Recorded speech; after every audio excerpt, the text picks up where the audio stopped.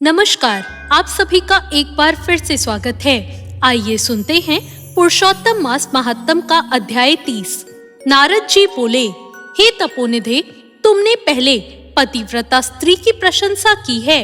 अब आप उनके सब लक्षणों को मुझसे कहिए। सूत जी बोले, हे पृथ्वी के देवता ब्राह्मणों, इस प्रकार नारद मुनि के पूछने पर स्वयं प्राचीन मुनि नारायण ने पतिव्रता स्त्री के लक्षणों को कहा। श्री नारायण बोले,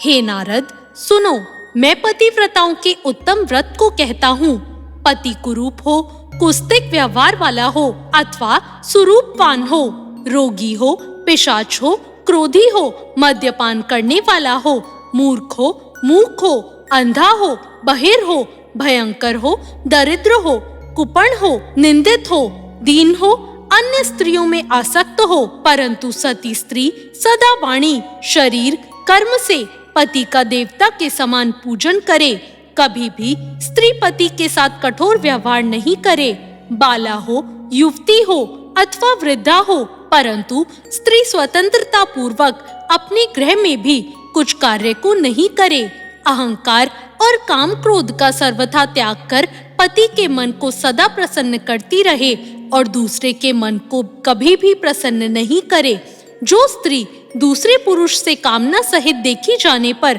प्रिय वचनों से प्रलोभन देने पर अथवा जन समुदाय में स्पर्श होने पर विकार को नहीं प्राप्त होती है, तो स्त्रियों के शरीर में जितने रोम होते हैं उतने 1000 वर्ष तक यह स्त्री स्वर्ग में वास करती है। दूसरे पुरुष के धन के लोभ देने पर जो स्त्री पर पुरुष का मन, वचन, कर्म से सेवन नहीं करती है, तो वह स्त्री लोक में भूषण और सती कही गई है। दूती के प्रार्थना करने पर भी, बलपूर्वक पकड़ी जाने पर भी, वस्त्राभूषण आदि से आच्छादित होने पर भी जो स्त्री अन्य पुरुष की सेवा नहीं करती है, तो वह स्त्री सती कही जाती है। जो दूसरों से देखी जाने पर नहीं देखती है और हंसाई जाने पर भी नहीं हंसती है, बात करने पर बोलती नहीं है, वह उत्तम लक्षण वाली पतिव्रता स्त्री है। रूप यौवन से युक्त, गाने और नाचने में होशियार होने पर भी अपने अनुरूप पुरुष को देखकर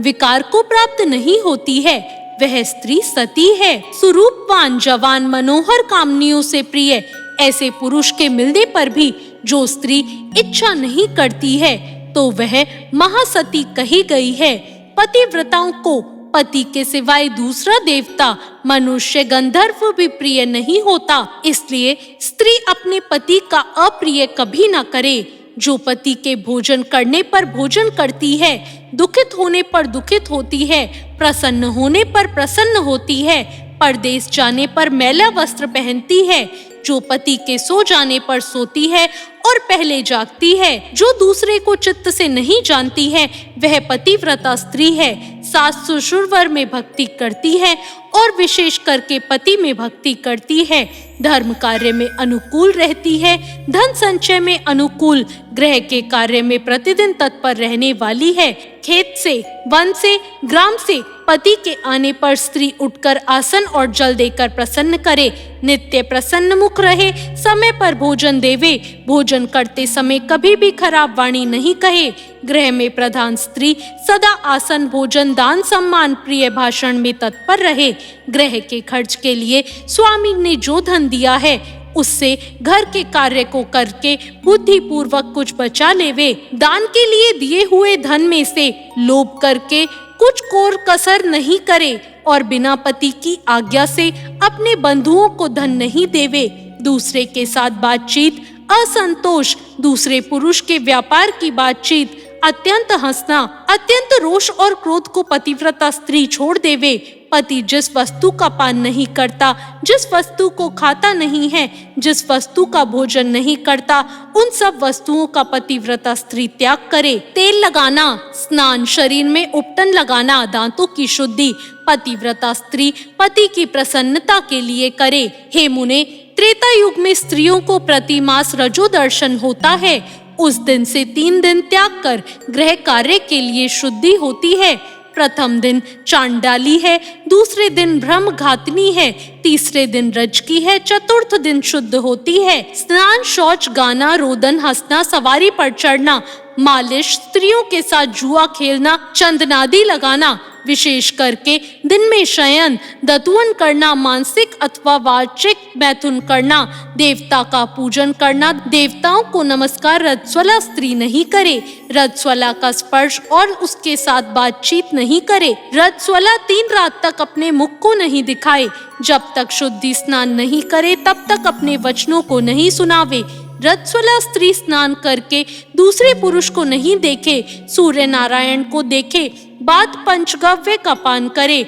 अपनी शुद्धि के लिए पंचगव्य अथवा दूध का पान करे, श्रेष्ठ स्त्री कहे हुए नियम में स्थित रहे, यदि स्त्री गर्भवती हो जाए तो नियम में तत्पर रहे, वस्त्राभूषण अलंकार आदि से अलंकृत रहे और पति के प्रिय करने में यत्न पूर्वक तत्पर रहे, प्रसन्न मुख रहे, अपने धर्म में तत्पर रहे और शुद्ध रहे, अपनी रक्षा कर विभूषित रहे और वास्तु पूजन में तत्पर रहे, खराब स्त्रियों के साथ बातचीत न करे, सूप की हवा शरीर में नहीं लगे, मृतवस्था आदि से संसर्ग, दूसरे के यहाँ भोजन गर्भवती स्त्री नहीं करे, भद्दी चीज को नहीं देखे, भयंकर कथा को नहीं सुने, गरिष्ठ और अत्यंत उष्ण भोजन नहीं करे और अजीर्ण न हो ऐसा भोजन करे। इस विधि से रहने पर पतिव्रता स्त्री श्रेष्ठ पुत्र को प्राप्त करती है, अन्यथा गर्भ गिर जाए अथवा स्तब्ध हो जाए। अपने गुणों से हीन दूसरी सौत की निंदा नहीं करे, ईर्ष्या राग से होने वाले मत्सरता आदि के होने पर भी सौत स्त्री परस्पर में अप्रिय वचन नहीं कहे, दूसरे के नाम का गान न करे और दूसरे की प्रशंसा नहीं करे, पति से दूर वास नहीं करे किंतु पति के समीप में वास करे और पति के कहे हुए स्थान में पृथ्वी पर पति के सामने मुख करके वास करे, स्वतंत्रता पूर्वक दिशाओं को न देखे और दूसरे पुरुष को नहीं देखे, विलास पूर्वक पति के मुख कमल को देखे, पति की कही जाने वाली कथा को आदर पूर्वक स्त्री श्रवण करे, पति के भाषण के समय स्वयं स्त्री बातचीत नहीं करे, रात्रि में उत्कंठा वाली स्त्री पति के बुलाने पर शीघ्र रति स्थान को जाए, पति के उत्साह पूर्वक गाने के समय स्त्री प्रसन्न चित्त से श्रवण करे, गाते हुए पति को देखकर स्त्री आनंद में मग्न हो जाए, पति के समीप चंचल चित्त से व्याकुल हो नहीं बैठे, कलह के योग्य होने पर भी पति के साथ कलह न करे, पति से भास्मित होने पर, निंदा की जाने पर, ताड़ित होने पर भी, पतिव्रता स्त्री दुखित होने पर भी भय छोड़कर पति को कंठ से लगावे, ऊंचे स्वर से रोदन न करे और पति को नहीं कोसे, स्त्री अपने गृह से बाहर भाग कर न जाए, यदि बंधुओं के यहाँ उत्सव आदि हो जाए तो पति की आज्ञा को लेकर रक्षक से रहित होकर जाए और वहां अधिक समय तक वास न करे, पतिव्रता स्त्री अपने घर को लौट आए, पति के विदेश यात्रा के समय अमंगल वचन को न बोले, निषेध वचन से मना न करे और उस समय रोदन न करे, पति के देशांतर जाने पर नित्य उपटन न लगाए और जीवन रक्षा के लिए स्त्री नित्यदित कर्म को न करे, ससुर सास के पास शयन करे, अन्यत्र शयन न करे और प्रतिदिन प्रयत्न पूर्वक पति के समाचार की खोज लेती रहे, पति के कल्याण समाचार मिलने के लिए दूत को भेजे और प्रसिद्ध देवताओं के समीप मांगलिक याचना करे,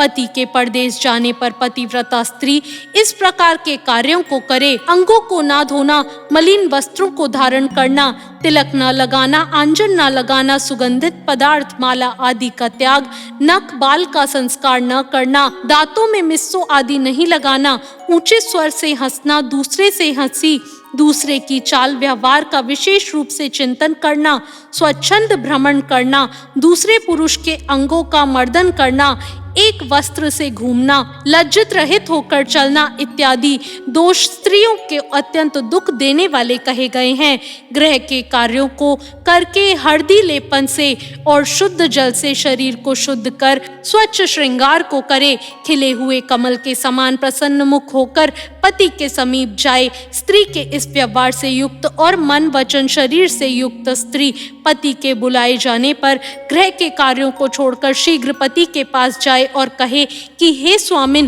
किस लिए बुलाया है, कृपा पूर्वक कहें। रहे, द्वार पर अधिक समय तक खड़ी ना होवे, द्वार का सेवन ना करे, स्वामी से मिली हुई चीज दूसरे को कभी ना देवे, पति के उच्छिष्ट मीठा अन्न फल आदि को महाप्रसाद है, यह कहकर निरंतर प्रसन्न रहे, सुख से सोए सुख से बैठे, स्वेच्छा से रमण करते हुए और आतुर कार्यों में पति को नहीं उठावे, अकेली कहीं न जाए, नग्न होकर स्नान न करे, पति से द्वेष करने वाली स्त्री को पतिव्रता न समझे, उल्लूखल मूसल झाड़ू पत्थर यंत्र देहली पर पतिव्रता कभी न बैठे, तीर्थ में स्नान करने वाली स्त्री पति के चरण जल को पीवे, स्त्री के लिए शंकर से भी अथवा विष्णु से भी अधिक पति को कहा गया है। जो स्त्री पति के वचन न मानकर व्रत उपवासों नियम को करती है, वह पति की आयुष्य का हरण करती है और मरने के बाद नरक को जाती है। किसी कार्य के लिए कहीं जाने पर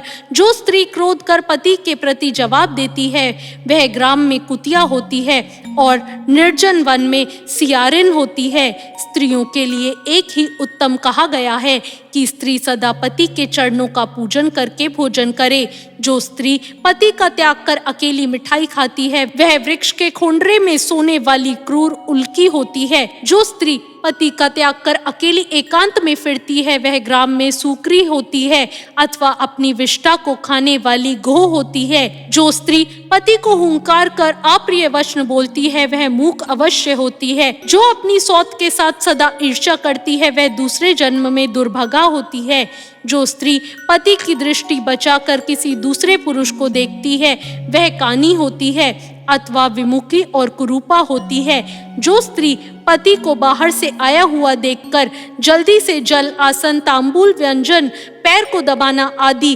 अत्यंत प्रिय वचनों से पति की सेवा करती है, वह स्त्री पतिव्रताओं में शिरोरत्न के समान पंडितों से कही गई है। पति देवता हैं, पति गुरु हैं, पति धर्म तीर्थ व्रत हैं, इसलिए सबका त्याग कर एक पति का ही पूजन करे। आशीर्वाद को देने वाली एक माता को छोड़कर दूसरी स्त्री के आशीर्वाद को भी सर्प के समान त्याग देवे। ब्राह्मण लोग विवाह के समय कन्या से इस प्रकार कहलाते हैं कि पति के जीवित तथा मृत दशा में सहचारिणी हो, इसलिए अपनी छाया के समान पति का अनुगमन करना चाहिए। इस प्रकार पतिव्रता स्त्री को भक्ति से सदा पति के अनुकूल होकर रहना चाहिए। जिस प्रकार सर्प को पकड़ने वाला बलपूर्वक बिल से सर्प को निकाल लेता है, उसी प्रकार सती स्त्री यमदूतों से छुड़ाकर पति को स्वर्ग ले जाती है। यमराज के दूत दूर से ही पतिव्रता स्त्री को देखकर पाप कर्म करने वाले भी उसके पति को छोड़कर भाग जाते हैं। जितनी अपने शरीर में रोम की संख्याएं हैं, उतने 10 कोटि वर्ष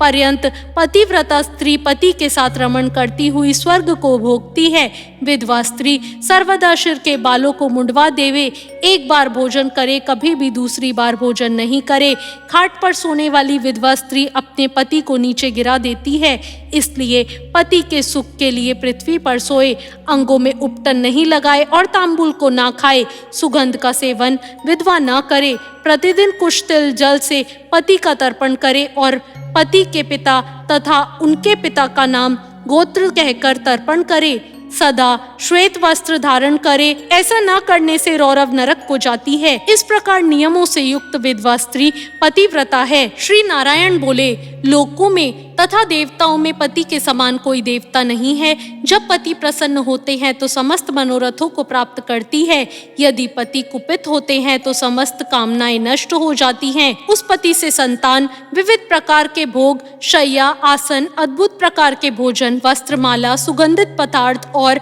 इस लोक तथा स्वर्ग लोक में विविध प्रकार के यश मिलते हैं। इति श्री ब्रह्म नारदीय पुराणे पुरुषोत्तम मास महात्म्ये श्री नारायण नारद संवादे पतिव्रत धर्म निर्पूर्णम नाम 300 समाप्त। तो ये था 30वां अध्याय। आपको ये अध्याय कैसा लगा कमेंट करके जरूर बताएं। चैनल को सब्सक्राइब करें, वीडियो को लाइक करें। धन्यवाद।